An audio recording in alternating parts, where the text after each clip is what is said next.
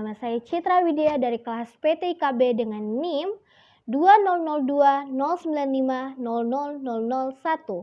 Prodi Pendidikan Teknik Informatika dan Komputer di Universitas Negeri Makassar. Pada kesempatan kali ini saya akan menjelaskan materi tentang implementasi sistem file, di mana pokok bahasannya yaitu struktur sistem file, implementasi direktori, metode alokasi, manajemen ruang bebas, efisiensi dan performasi, perbaikan, sistem file berstruktur log, dan network file system. Yang pertama adalah struktur sistem file. File adalah unit penyimpanan logika yang berisi sekumpulan informasi yang berhubungan. Sistem file berada pada penyimpanan sekunder. Sistem file diorganisasi ke dalam layer-layer seperti gambar di samping. Informasi mengenai sebuah file disimpan pada struktur penyimpan yang disebut file control bag. Gambar di samping mengilustrasikan pentingnya struktur sistem file disediakan oleh sistem operasi.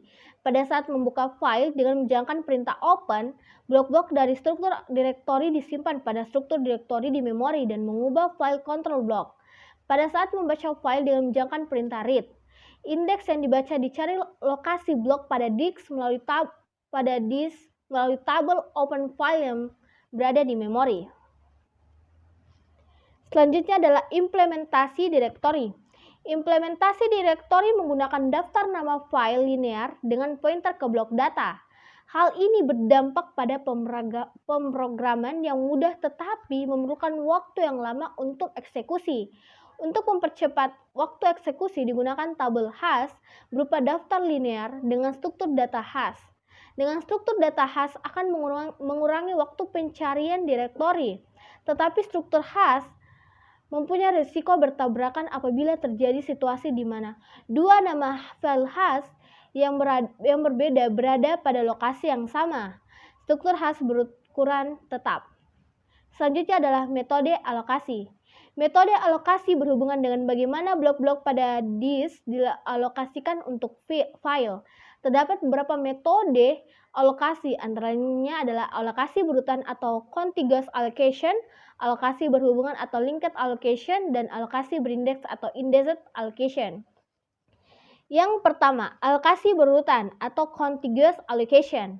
Pada alokasi berurutan, setiap file menempati sekumpulan blok yang berurutan pada disk. Model ini sangat sederhana karena hanya membutuhkan lokasi awal dan panjang. Akses pada blok disk dilanjutkan secara random dan memakan banyak ruang. Permasalahan dynamic storage allocation. File yang disimpan secara berurutan tidak dapat berkembang. Yang kedua, alokasi berhubungan atau linked allocation. Ada alokasi berhubungan. Pada alokasi berhubungan, setiap file adalah sebuah linked list dari blok-blok terpisah pada disk. Pada setiap blok terdapat satu pointer yang menunjuk ke blok lain. Alokasi berhubungan mempunyai bentuk yang sederhana, hanya memerlukan alamat awal. Sistem manajemen ruang bebas pada alokasi berhubungan tidak memakan banyak ruang. Model ini tidak menggunakan random access. Yang ketiga, alokasi berindeks atau indexed allocation. Pada alokasi berindeks terdapat satu blok yang berisi pointer ke blok-blok file. Alokasi berindeks berupa bentuk logika. Pada alokasi berindeks memerlukan tabel indeks yang membawa pointer ke blok-blok file yang lain. Akses dilakukan secara random, merupakan akses dinamis tanpa fragmentasi eksternal, tetapi mempunyai blok indeks yang berlebih. Selanjutnya adalah manajemen ruang bebas. Daftar ruang bebas biasanya diimplementasikan sebagai bitmap atau bit vektor. Setiap blok direpresentasikan dengan 1 bit. Jika blok bebas maka bit bernilai 1, sebaliknya jika blok dialokasikan bit bernilai 0. Selanjutnya adalah efisiensi dan performasi.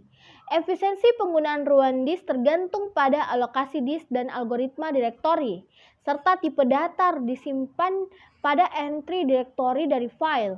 Untuk meningkatkan performasi penggunaan ruang disk, digunakan disk cache yang digunakan pada bagian terpisah dari main memory untuk penggunaan blok yang sering. Selain itu, juga menggunakan teknik untuk optimasi akses berurutan yang disebut free behind dan read ahead.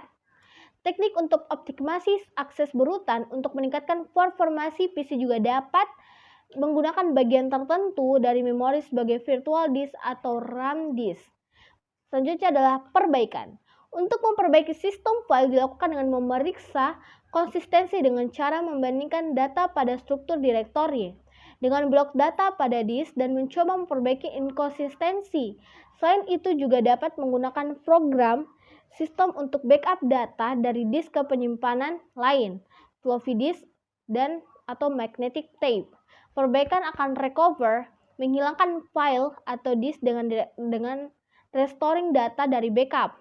Selanjutnya adalah sistem file log structurer.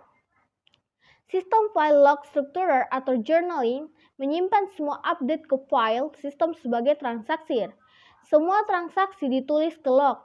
Sebuah transaksi dijadikan committed jika ditulis ke log, tetapi kemungkinan sistem file tidak terupdate. Transaksi pada log ditulis secara tidak beraturan ke sistem file. Jika sistem file dimodifikasi, transaksi dihapus ke log. Jika file bertabrakan, semua transaksi yang tersisa pada log harus dibentuk. Selanjutnya adalah Network File System atau NFS. Network File System adalah implementasi dan spesifikasi dari sistem perangkat lunak yang untuk mengakses remote files melalui LAN atau WAN. NFS merupakan bagian dari Solaris and Sun OS yang berjalan pada Sun Workstation menggunakan Unreliable Datagram Protocol (UDP) atau UDP IP protokol dan Ethernet. Sekian yang dapat saya sampaikan, kurang dan lebihnya mohon dimaafkan. Wassalamualaikum warahmatullahi wabarakatuh.